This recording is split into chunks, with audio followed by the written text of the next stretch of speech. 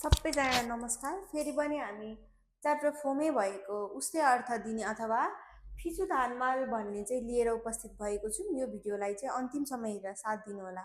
ल ढिला नगरी सुरु गरौँ। यहाँ चाहिँ फिचु धानमाल भन्ने बित्तिकै सिमिलर वर्ड भन्ने हामीलाई थाहा छँदैछ। यसमा इलसाङ भनेको दैनिकी, इलगुवा भनेको पनि दैनिकी। यो दुईटा चाहिँ दैनिकी भन्ने अर्थ दिँदो रहेछ।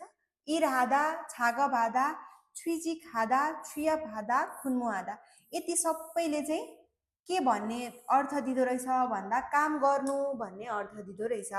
त्यस्तै यहाँ फेरि छ सोपिङ आदा, सपिङ गर्नु, छाङरुल पोदा, सामानहरू हेर्नु, अनि यति दुईटाले चाहिँ के अर्थ दिँदो रहेछ भन्दा सपिङ गर्नु अथवा सामान हेर्नु भन्ने अर्थ दिँदो रहेछ।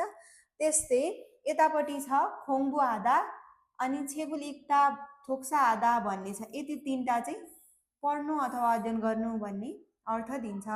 उन्दोङ हादा अनि छेजो आदा, छेयुक हादा भनेको यतिले चाहिँ फेरि के अर्थ दिँदो रहेछ भन्दा व्यायाम गर्नु भन्ने अर्थ दिँदो रहेछ।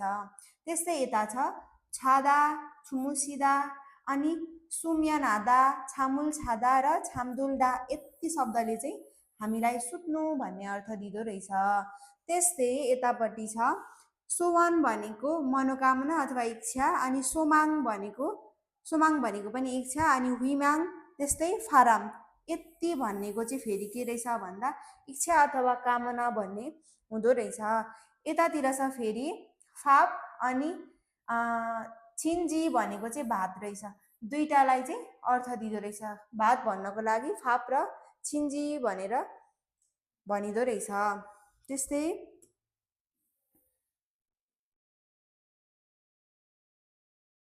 यहाँनिर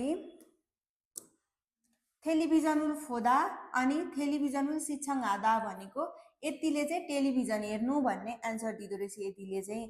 त्यस्तै अब सिनमुन छाप्ची भनेको चाहिँ पत्रिका भनिदो रहेछ। सिनमुन र छाप्ची भन्नेले चाहिँ पत्रिका भन्ने एन्सर दिँदो रहेछ।